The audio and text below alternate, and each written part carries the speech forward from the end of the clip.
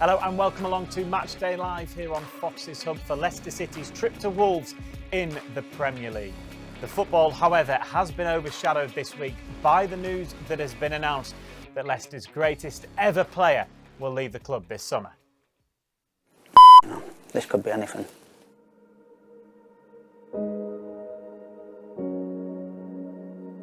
To the fans of Leicester,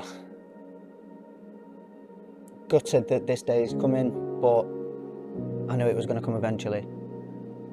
I've had 13 unbelievable years at this club with lots of success, some downs, but the majority all highs.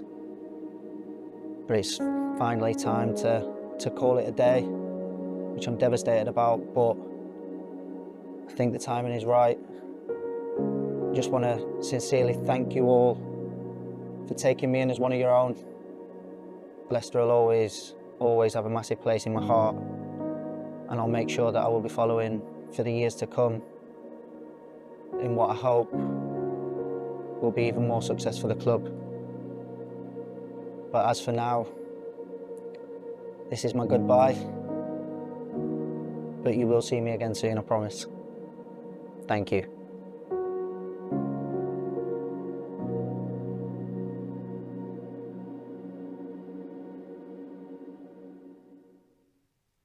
Yes, well, there we go. Jamie Vardy announcing this week that he is leaving Leicester City at this end of this season, this summer. He is clearly looking for another club, so his career will continue. It just won't be here with the Foxes. But what an unbelievable 13 years he had here. And he also shared some of it on the pitch with one of our guests this afternoon, which normally, welcome, by the way, Robert Huth. Thank you for joining us. The unmistakable Huthy. Is we talk about you for about 20 minutes, half an hour. That's not going to happen straight away because we've got to talk. And I think you understand it about Jamie Vardy. Gerry Taggart is sat alongside you on the sofa here. But yeah, just firstly, welcome. Are you keeping busy? Are you doing a lot of media work at the moment? Yeah, a bit more media work. Starting to enjoy it a bit more, talking football. Stayed away from football for a little bit, but yeah, it's good to get back in and, meeting you guys. It's in your DNA, Robert. What, media? No, football. Football. Yeah, so no, it's fun, so it's keeps you involved, so all good. Absolutely. You clearly, obviously played with Jamie Vardy, shared that memorable season. We'll come on to that in a moment, but initially, what were your thoughts when you saw that news this week? Yeah, inevitable, in my opinion. Not to take anything away from Vart, but we all get to an age where it just becomes a little bit more difficult to play at that kind of top level. I just wish we could have stayed up and he could have announced his sort of not retirement, but finishing with the club. But it wasn't to be. But I don't think it's a time to be sad or disappointed. I think it's time to celebrate Vart, what he's done for the club. And he's still got a couple of milestones to go, so there's plenty for him to play for the next 5 games. So this should be a celebration of his past 13 years rather than a disappointment that he's finished with us. I think obviously the disappointment of getting relegated and then announcing that you're going to leave the club, it's sort of it won't sit too well with him. But Robert's right. Time waits for no man, and unfortunately for Jamie, his time has come to leave Leicester City. But the memories, what he's achieved in his time here is quite incredible. The longevity that he's had, the way he stayed at the club when he could have quite easily have moved on, and he decided, no, I'm going to stick with Leicester City. He deserves all the accolades he gets, in my opinion. Yep. And I mean, what a true legend. He's got to be right up there with one of the greatest players that ever played for this football club, if not the greatest. You can have a debate on goals, games played, whatever, but one man, for what he's achieved at one club, is quite incredible. Yeah, he's quite humble in his kind of in his attitude. I don't think for 1 minute would he think about him being the greatest player. I think one of the good attributes about Vart, he's always been a team player. Yeah. So he realizes without his teammates nothing would have happened. So that's the way he is. That's the way he approached his sort of career. So spot on. I think he'd be up there for sure. I mean, I think that speaks for itself behind you, doesn't yeah, it, Gerry? absolutely. All those And it's ironic that the only domestic trophy that Jamie didn't win was the League Cup, which, in fairness, you would probably say is out of the Premier League and the FA Cup would probably be, the slightly easiest one to win. But I mean, just look at that. The accolades. I'm sure you've got the stats or the records he's broken and what he's achieved. But I mean, and the amount of teams and managers that he's gone through in his time here as well. The rebuilding process. I think it was it Nigel Pearson he came in under initially, and then all the other managers, players being sold or new players coming in, and he was the one constant, along with one or two others in fairness, like Kasper Schmeichel and Wes Morgan to a point. But for him to be here for 13 years at one club, I'm not joining the club until he was in his mid-20s.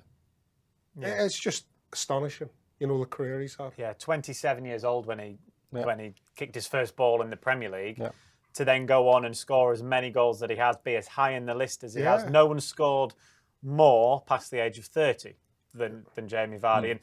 And I guess when you came into the club, did you think any of that there was possible with Vards? Oh, of course not. The first game I really stands out in my memory was probably West Brom away in the the staying up year.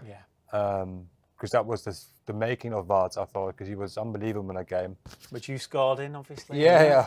Sorry. I wonder why you brought that game up. Yeah. And why not? But it was that this kind goal of here, isn't it? The goal obviously made a hell of a difference for us in terms of making the gap closer. But I think he had a great game. He was working tightly the whole 90 minutes. And I remember walking into the changing room. I think I spoke to Dave, the physio, saying if he plays it out to the rest of the season, because up to that point he's had good games, but not consistently for 90 minutes. And then that scoring that winner gave him so much confidence. And that game for me, even if I look back, that was kind of the kickstart for Leicester for the next 5 or 6 years, because that was so important for us. The gap got closer then, and we really started believing into staying up. And from that goal, Vards, I think, scored a number 5 or 6 goals before the end of the season. And obviously we kicked on from there. But for me, that was such a big game for both him and the club. Could you see his confidence grow after that 100%. Then? Would you say he sort of changed?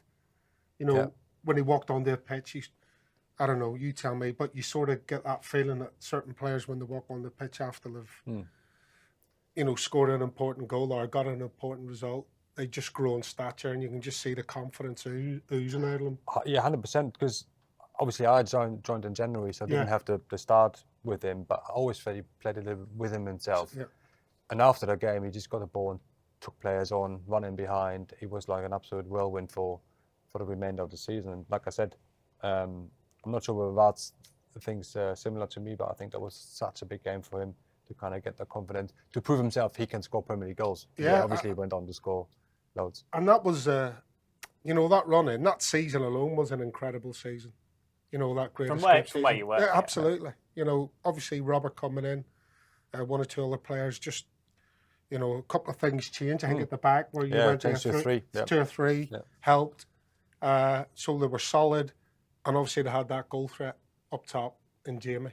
And that run in, that last 9 games, whatever it was, that run in was an incredible end of the season. And obviously was a springboard to what everybody thought was impossible. That was the catalyst, really, wasn't it, for what happened then in the following, starting in the following August? Yeah. We always didn't want the season to end, because you just, it's a weird thing. But by the end of the season, we kind of looked really comfortable, considering where we were. I think we finished 13th or 14th, 6 points ahead. So it was really strange seeing us from 7 points off safety to then being 6 points above safety. Was weird, but yeah, you're right. That the season finished. You wish it kept going, but obviously you break up, and then you wish or you hope your form continues into the new season, which is nobody's guaranteed, by the way. Well, even though, but and we changed manager just before pre-season started, so there was a real kind of uncertainty about getting into the new season, how we're going to perform and what formation we're going to play. So. And the rest very much is history. If you're watching on YouTube, do get your comments in, hit the like and subscribe button, of course, as well. Tony says, come on, Vardy. I think that pretty much aligns what everyone's saying. The result doesn't matter today. We know that Leicester are relegated, but people want to see Jamie Vardy on the score sheet. A says he's an all-time legend. We wish him well for his future endeavours. Bubba, a regular viewer, good afternoon to you, or good morning to you in America, says, nothing to play for, but let's get Vards on the score sheet. Jennifer Stokes says Jamie will score today. Harry calls him magic. And Full Shield Fox says there used to always be one video I had to turn off whenever it came on, and that was when Deeney scored that goal in the playoffs. After the penalty. Yeah, and Full Shield Fox TV now says there are 2 videos. I can never watch that Jamie Vardy saying goodbye video. They have to turn that one off because of how emotional it is. But you spoke yourself, Huth, there about Jamie Vardy. He's on 198 goals for the club. 2 more to get him to 200. And that would be a really fitting and brilliant way for him to say goodbye. Yeah, imagine finishing on 199. And he has a penalty in the last minute. I think just what one of the guys said there, I think there's plenty to play for. You know, I know we got relegated, but personal pride is for sure. Vardy's got obviously the 200 in front of him. And you're playing for places next season, you know. Depending on the manager's situation, you start again. Because if in case there is someone new coming in, they'll be looking at these kind of games, you know. What's your body language like? Is it down? Are you going to go, oh, there's only 5 more games going through the motions? But really, hopefully, now the kind of pressure's off, we might start to play a little bit more better, taking a bit more risk, playing a bit more forward, a bit more advantageous. All these kind of things, the pressure's off. We've seen it all the time. When it happens, teams tend to play better. So hopefully that's the case for us today. And I think from all of us here, I don't think we all want Vards to score 200 and maybe even more, because that would be, you know, you don't want him to be just below that, do you? So hopefully he gets over 200. It'd be a nice way to finish. Oh, 100%. Yeah. And I'm sure that's in the back. Well, 100%. Front of his mind. Front of his mind. Got to be, finish on 200 plus. Yeah. What was he like then during that season, Houthi? When everything he touched turned to gold, didn't it? I mean, everything everybody touched turned to gold, but he sort of encapsulated, envisaged that, didn't he? Because of, like you said, his history of what he'd gone through before, and then suddenly that season just bang, everything just clicked. Yeah, I think it was important to start the season well. I think he scored in the first game of the season as well, so that always helps in terms of confidence. But yeah, I mean, nothing comes by luck, you know. He did practice finishing and all these kind of things, so it's not like it just sort of dropped to him and it sort of just happened. You know, there's some hard work involved in that, but nothing is better than winning, because everything is easier, isn't it? You come in on a Monday, then you win again, and you win again. And everyone is good mood. The players that don't play are in a good mood as well, even though they don't play. Why they're not playing, because the team are winning. So there's less reason for them to be knocking on the manager's door and having an argument. Why am I not playing? So they just have to, you know, they have to give you fit in and support the lads that are. But Vards was never one to kind of be up and down anyway. He's always full of energy. You know, he's, you know, win, lose, or draw, he was always coming in, making sure the atmosphere is right. He's a great guy to be around. Like I always say when I was watching, I think he's the ultimate team player in terms of what he did for us. Even when I wasn't here, when I finished, you know, we still watched the games. He was chasing the balls up and down the line. He was putting fullbacks under pressure, leaving tackles in, really getting the crowd going. And that was selfless, you know. Strikers normally just want to score.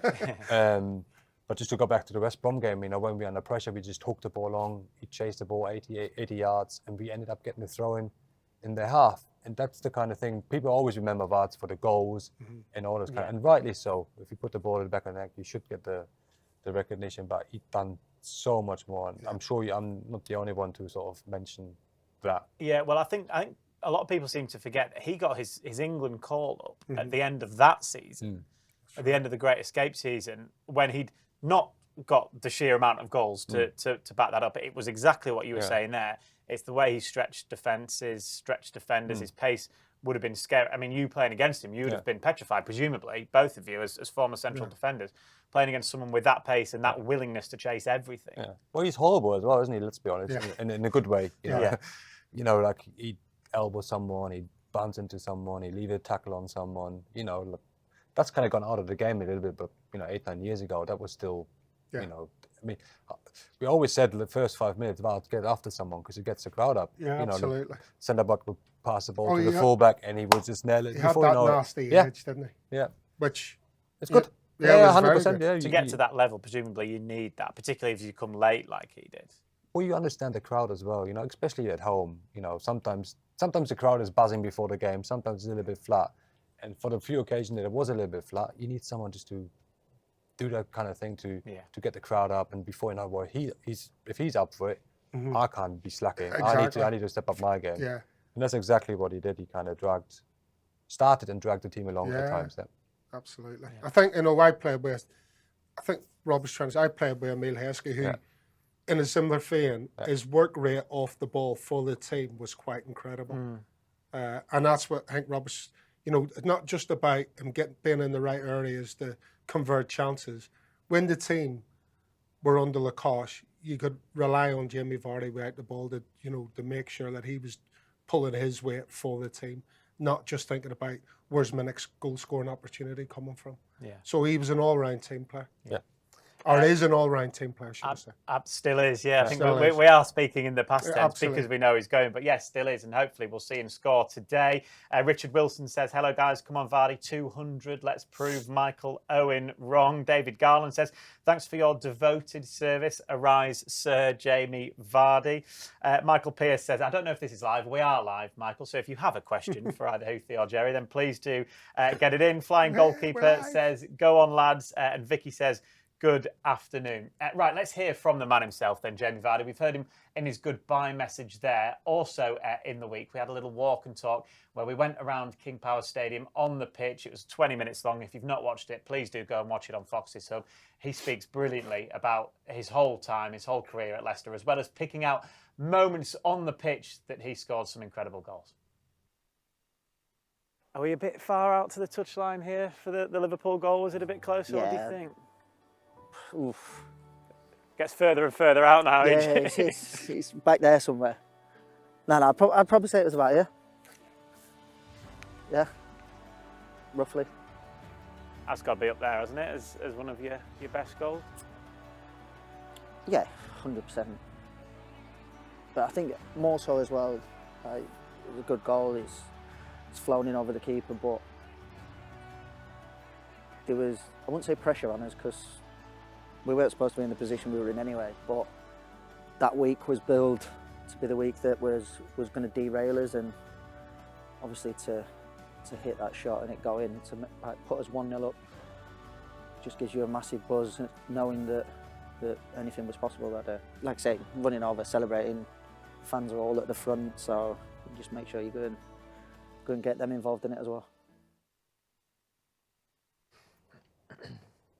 Well, that gives you a little snippet there of Jamie Vardy walking around the King Power Stadium pitch. He gets relatively emotional in it as well. Please do go and watch that because it is a fantastic watch. And he talks about that Liverpool goal and in particular that week, which you had a big hand in, of course, as well, the Man City game. But this goal in particular, I think it is probably his best in a Leicester shirt. West Brom away, the volley was a very good one. It's up there, isn't it? It's certainly top three.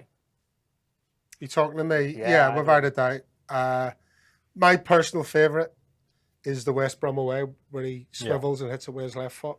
I think the technical difficulty in pulling that off is slightly more than that. But, I mean, to the naked eye, to watch that as a football fan in a stand and to see Jamie produce that level of skill and accuracy, you know, I mean, I can see why lots of people think that's his best goal, and it is against Liverpool, who were, you know, as you know, I think people were expecting Leicester to fall off the wagon a little bit because of the games that they had in that week, Man City, Liverpool, Arsenal. I think, you know, we're all in quick succession, but what an important goal it was, and what a goal, and what a ball, by the way. Who played that ball down to? Mahrez. I mean, that doesn't get a mention. That's an incredible pass. That's not It's just clearance. a long pass forward, isn't it? I mean... Well, you two did that 10 times a game then, didn't you? Yeah, but... He just missed when for we him did it. to be able to play it into the space, and you know, obviously, them two had that telepathy with each other, didn't they? Mahrez and Jamie Vardy. Incredible ball, and it just sits up lovely, and it just wants spanking. And then obviously the rest is down to making sure you hit the target from that sort of distance under pressure. Obviously he's got to beat the keeper. Superb finish. What's your favourite Jamie Vardy memory from you playing with him in terms of a goal or whatever it might be? Putting you right on the spot there. Yeah, I'll probably say the menu one where he broke the record. I think that'd be sort of in my memory. Where he was it 11, wasn't it? Yeah. So I just remember. To be honest, I wasn't fully aware of the record. You know,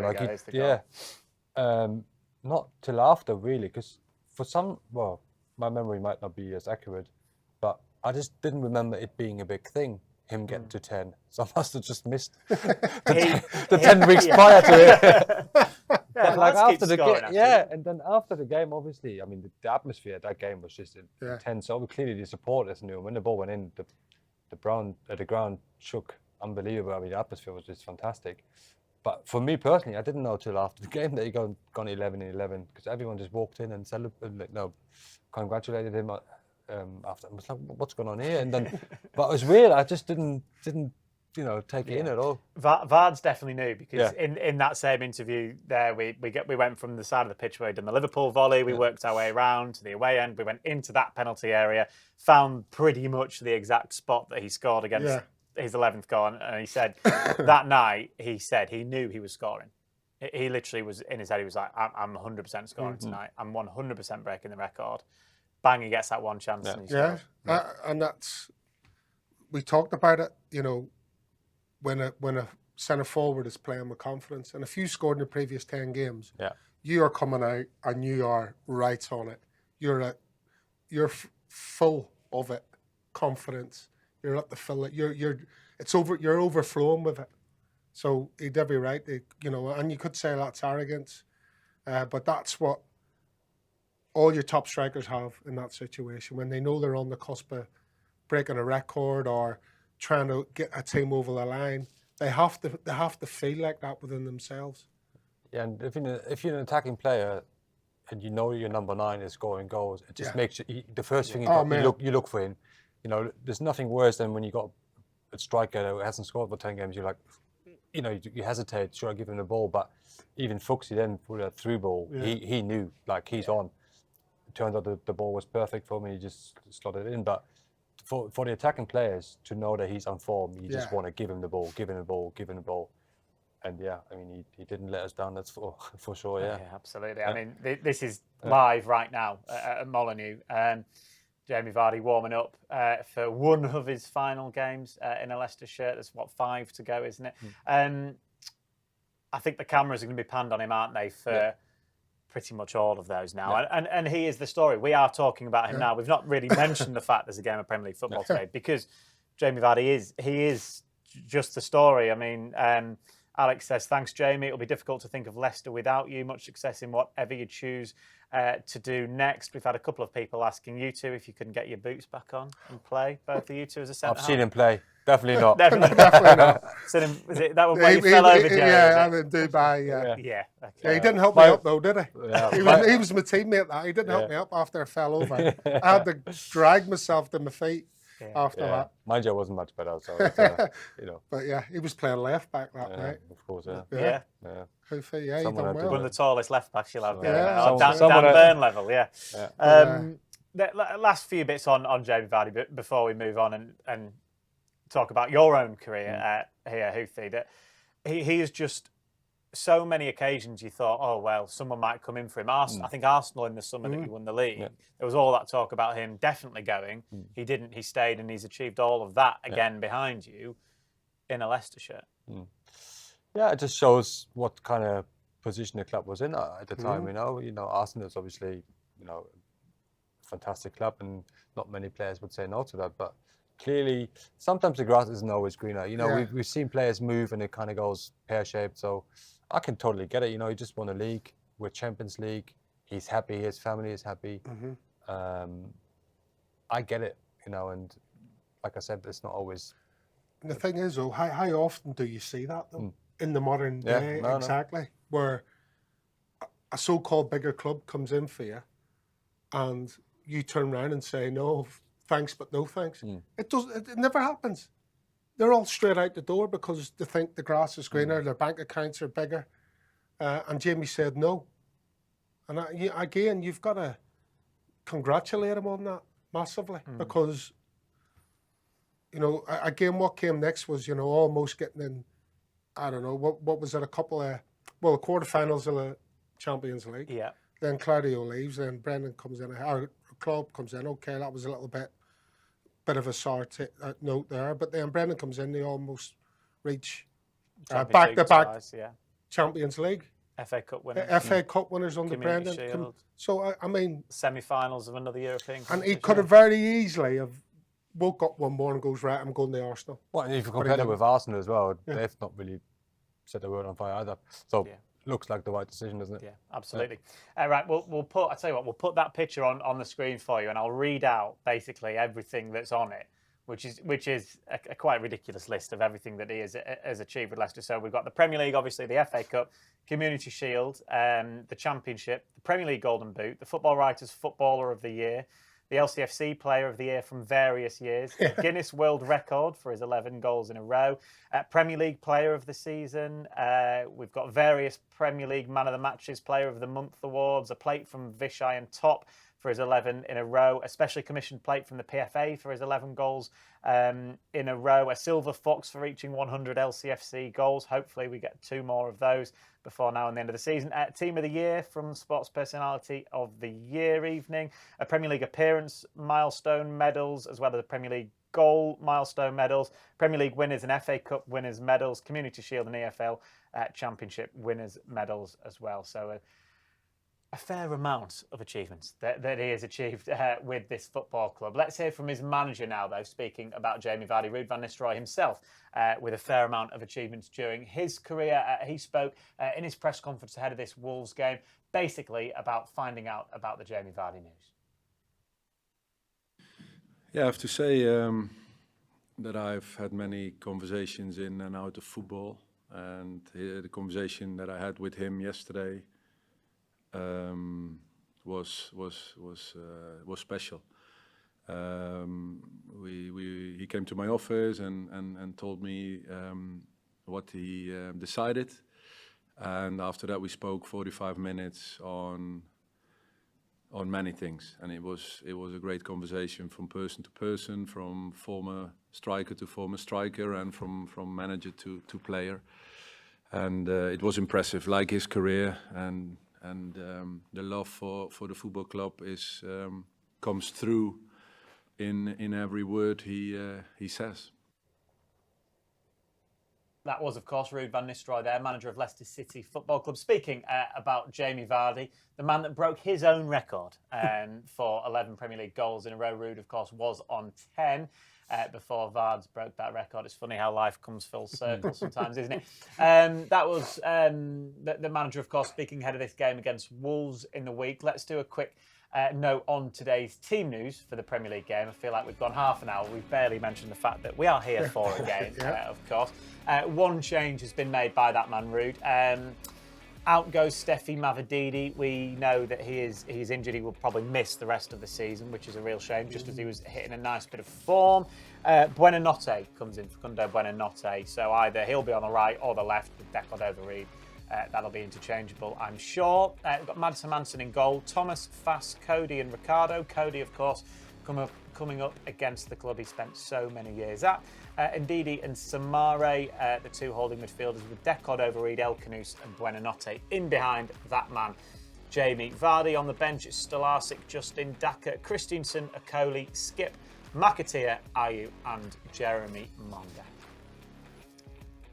We'll very quickly do the Wolves team as well. They've got Sarr in goal, Totti, Agabu and Doherty across the back three. Aït-Nouri and Semedo are the two wing backs. They've got Gomez and Andre in midfield, with Manetzi, Strand Larsen and Cunha the players in those attacking positions. Cunha, of course, with that goal here at King Power Stadium in their 3-0 win here, as almost single-handedly fired Wolves to safety, as well as winning 5 in a row as well. So they're in really good form themselves, Wolves, at the moment.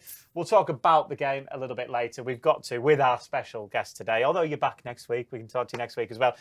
Speak to Huth about your time, obviously, with Leicester. Not necessarily too short, but short and extremely sweet. How do you look back at your time with the club? Yeah, the best. I think that would be a fair assessment. I think unexpected the way it kind of played out. I mean, when you sign, you've no idea that it's going to be what it then becomes. No one does. No. You know, I mean, at any club you just don't know the outcome, do you? But yeah, certainly joining 2015 in December, I just had no clue that would sort of go this way. Of course not. The one thing you do know as a footballer, you kind of never give up, no matter what situation you're in. So I found myself in a squad that had a similar mentality to me. So we managed to squeeze out of relegation and then just kept going. Yeah, but under no circumstances did I ever think the club and myself would have that kind of success. Who in your mind, Robert, were the players that stood out in that season? Obviously, we're talking about Jamie's one of them, but other than Jamie, who else would you have said, like, when you were playing, when you thought, bloody hell, how good is this guy? You know, who sort of was head and shoulders and dragged the team along with the likes of Jamie Vardy to that success? I probably wouldn't pinpoint it on one person. I think what I was surprised at was like the whole club was in such a good mental state. You know, like bottom of the league, sometimes you walk into the building and it was like, oh, this is a bit rubbish, you know, we're going to go down. Yeah. But from the first day when I walked in, the message that I got was, we've got this, we're going to get out of this. I'm like, we're 7 points off safety, like, how's this going to go, kind of thing. But even the medical staff, the assistants, everyone in the club, wherever you went, was a positive message. I'm like, this is unbelievable. So it wasn't just one player, it was the whole. What about in the title winning season, would you say? What stand out? Yeah, like, you know, say you were under the caution. Yeah. And was there any players that were just on a different I think scale? we all had different kind of games, you know, like there'd be one game where Wes was unbelievable and dug us out of a few difficult situations. Like you come up with some unbelievably important goals in that Yeah, that's season. what I mean. Like, I don't think you can just pinpoint it on one player. Like, Kante was unbelievable. Well, I was going to say, like, people talk about Kante, they talk about Mahrez, Yeah. they talk about, obviously, Vardy.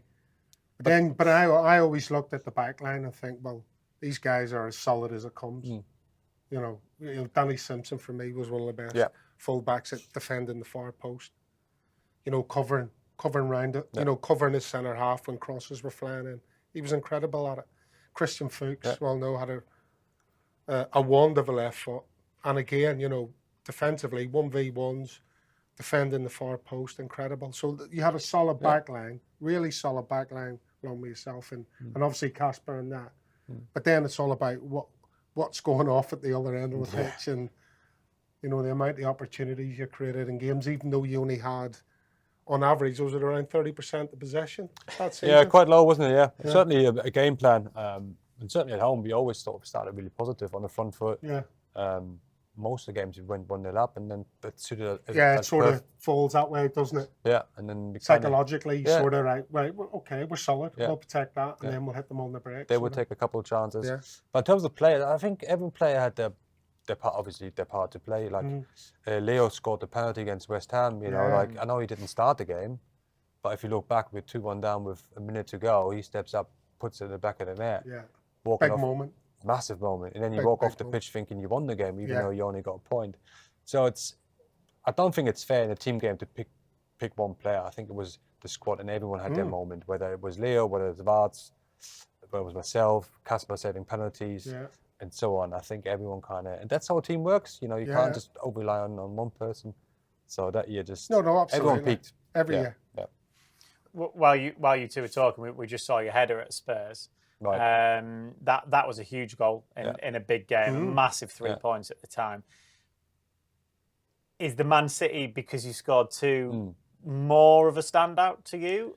Or it's difficult, they're probably both as big as each other, but Man City to score twice at the Etihad there, and what a statement victory that was. Yeah, I mean, both games, I mean, certainly we didn't go into either of the games as favourites. I think we mentioned before, teams were waiting for us to slip up. And Spurs was definitely probably one of our most difficult games because they were on fire. They absolutely battered us for majority of the game. Kasper was unbelievable. We defended well with obviously still giving chances away to them. And you would have been in games where you go away, you get battered, and you win 1-0. You sit in the changing room and go, how did we get away with that? Yeah. But it's weird. Smash and grab. But in a team dynamic, you're sitting there and your group becomes closer and closer together simply because you sort of dug deep and hung in there. At the City game, obviously, again, they thought today is going to be the bubble where that's going to burst. And like I said, I know it was away, but we've gone up 1-0. And it kind of suited us perfectly. I mean, we've gone in with, I think it was 1-0 at half time, but really, Drinky had a great chance. I think Sinji had a great chance as well. So really, we could have been 2-3 up at half. Could have been, I know it's hindsight, but we had the chances, good chances to score before. Imagine going in at Etihad 3-0 at half time. But yeah, Claudio was great at half time, just keeping us level-headed, make sure we stay on the job. And I think pretty sharp after halftime. I think we had scored. Yeah. Stadium, the energy gets sucked out. It's like, oh, everyone's quiet, and we were just playing our football. That was probably our best game that we've played as a squad. Yeah, I bet you couldn't believe the fact that you were on a hat-trick at the Etihad as your team are top of the Premier League. Yeah. Well, believe it or not, I just didn't even think about a hat-trick. I've got other things to worry about. Sergio Aguero, yeah. Keeping a clean sheet. Keeping a clean sheet, which you obviously didn't quite manage. But I remember we've been up with 3-0, and I think West said, "Go and get your hat-trick at the end." And I said, "We have 5 minutes to go. There's no chance I'm going up. I'm staying at the halfway line." Yeah. I wonder if you got a penalty. Do you think they'd have given you it? No, absolutely. I wouldn't have taken it. No you wouldn't have taken it, even at 3-0 with 2 minutes to go. No, we've got designated penalty takers. Number 1, number 2. I think that just be.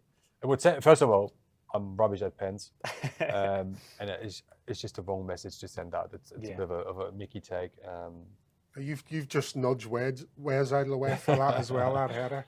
We're just thinking, I've got this, and then the big German comes in and whacks him out of the way. I don't think West knew who scored either, because there was someone behind him, and then someone went past it. But that was such a special moment, because I think it was an early kickoff as well. Incredible result. Yeah. Incredible result. And I think that was Pep Guardiola's first season in charge, Man City. I think Pellegrini's last, wasn't it? Yeah. That year.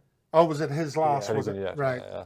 Because then when Vardy scored the hat-trick the season after, that was in Pep's. Yeah, that's it. Sorry, yeah. 5-2. But I mean, Man City were obviously full of top superstars. Players. Yeah. I mean, come on. Yeah. And so for Leicester to go and do that, quite incredible. Well, like you said, you were not thinking of a hat-trick because you had Sergio Aguero running in and around you, and that day Leicester were just so much better than Man City. Yeah. I mean, you just can't take your eye off the ball. We've seen games where, you tune it up and you switch off 1 second and they score one, and before you know it, it's 2-2.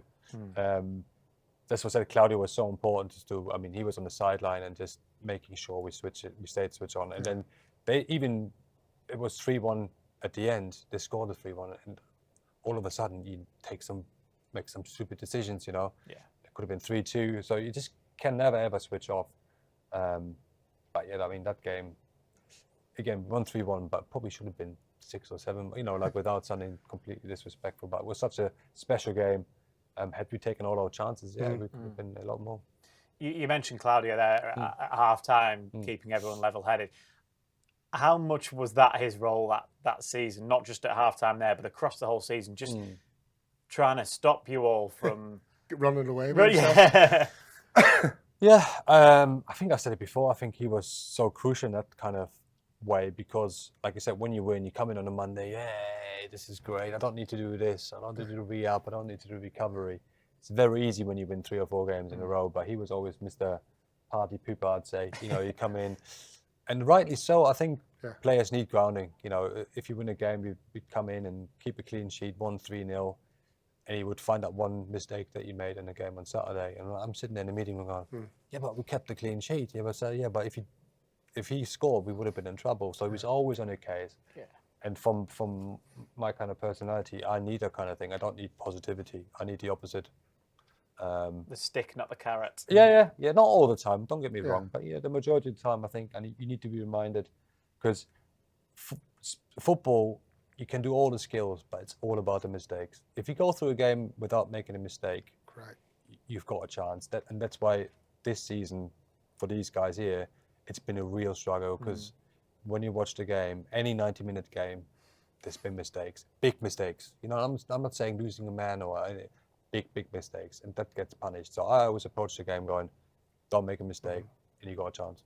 Yeah. You tell yourself. You always talk about mistakes. Yeah, don't you? absolutely. I say, before you go out in the pitch, do not make a mistake that leads to a goal.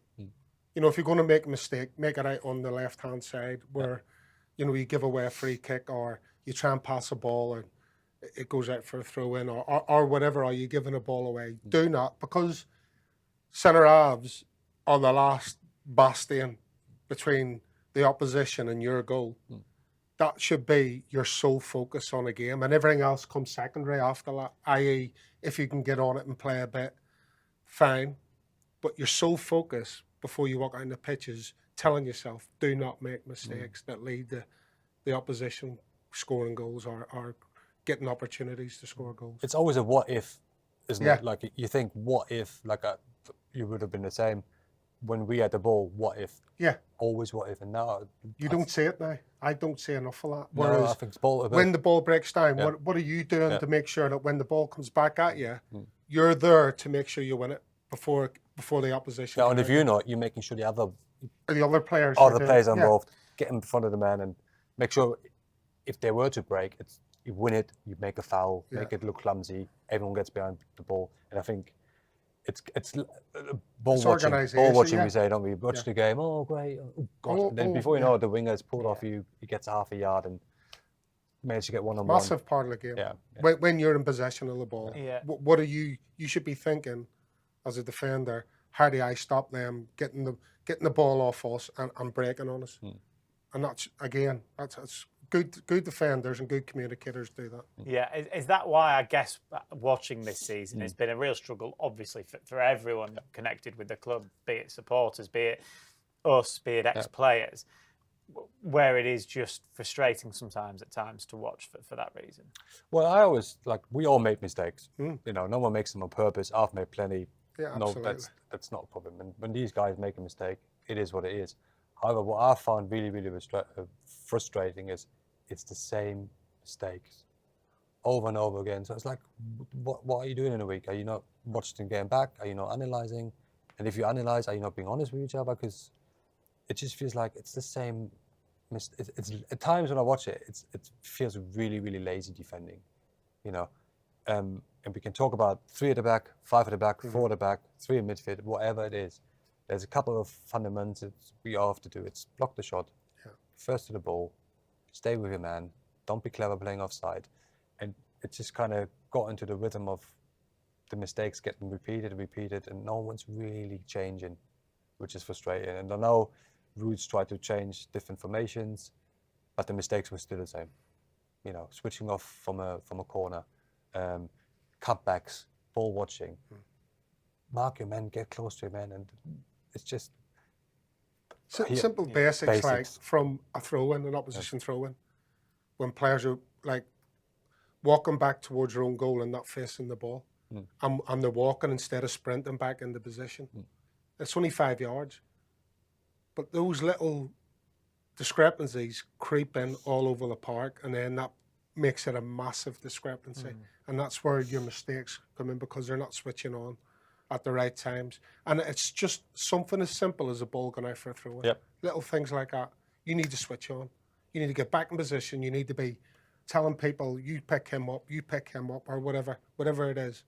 And what you're saying is that not happening a lot of the times. Is the ball goes that you come alive. Correct. It's really cliche kind of saying, but Yeah, it is. But these little things matter. And all the good managers will remind you of that all the time. because that's when you're most vulnerable, when the ball's out and you have a breather. You might have been under pressure for 5 minutes, you're breathing really heavily, you think, oh, I'm going to have a breather. No, you got to stay on it. And both ends this season, it's been a bit of a difficult time. It has indeed. I feel like you two could talk Well, defending. at least, Hey, we scored a couple of goals as well. That's not really for the whole hour. At least the defensive side of the game's getting a good, decent earn for a change instead of just people who score goals all the time. Yeah, exactly. Yeah, no more Jamie Vardy. Let's get a quick remander of today's team news. We're about 15 minutes now away from kickoff. Over in the Black Country, Mads Manson in goal, Thomas, Fast, Cody and Ricardo at the back four, Ndidi and Samare, Deco Overeed, El Knus and Buenanotte are supporting Jamie Vardy. One milestone in the Leicester team as well. It's Wilfred Ndidi's 300th appearance for the Foxes today. Yeah, so congratulations to Wilf. Hopefully they can get a win today.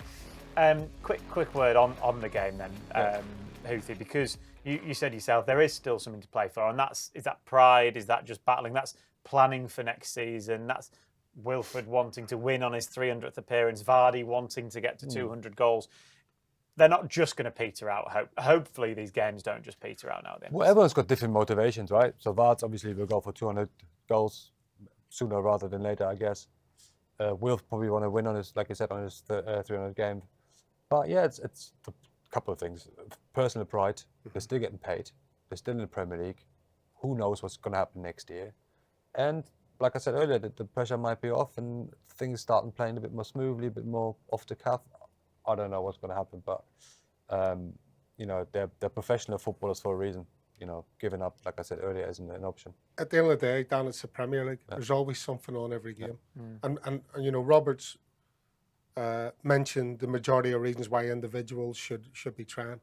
Don't forget the thousands of fans that have travelled there as well. Yeah, to give their support. You know, and on a lot of occasions have been cut short by some of the performances. And so, as Robert rightly says, you know, a bit of the pressure's off today as regards they know their fate, but there is still a lot to play for. There's some players who are in limbo. And when I mean in limbo, they're still in contract, but they're not playing regularly, and so it's an opportunity for them. They're going down a division. Where does their future lie with Leicester City when it regards to playing Championship football next year? So there's always something to keep the players on point and in focus. Right, final point before we hand over to the commentary team today. I just want you to take a quick look to your right at the screen there. Yeah. 9 years ago, almost, doesn't it? Yeah. What do you think when you see that? What emotions does that bring? Yeah, I got it on the day because I didn't play. That's probably the biggest one. I missed out. I was suspended. Shock horror. So that was the biggest one. But obviously, so you've gone full kit then. I won't. Yeah, 100%. Did you see Andrea Bocelli sing them? Yes, yeah. I saw him even warm up. That was the positive of being suspended because he went into the manager's office. Because the players didn't get to see that. Yeah. They were in the dressing room. They didn't get to see him. Yeah, because he was warming up in the manager's office. Yeah. He was warming up, so I was in there like watching him. So that was pretty epic. But we had a good week leading up to that day. So obviously it was just a special day because it was raining. Then the rainbow came. Bocelli sang. We won the game, lifted the trophy. I mean, it was don't get any better than that. Robert, no, it's just sensational day. I just can't believe it's 9 years ago. Almost. So it's. I still think I could do a job now, but you look clearly not. Yeah, we've had a few messages in saying pretty much exactly that. All right, well, it's been fantastic talking to you. We'll speak to you again at half-time and then again after the game. But we've hardly talked about it. There is the small matter of a Premier League game today over at Molineux at Wolves against Leicester. Our commentary team today consists of another former Leicester central defender, Matt Elliott, is alongside Chris Parrott for full match commentary, which is as always available for you on Fox's Hub. So do tune into that if you fancy. We'll be back again at half-time and then again at full-time, where hopefully we're talking about Leicester City winning on the road. Don't go anywhere.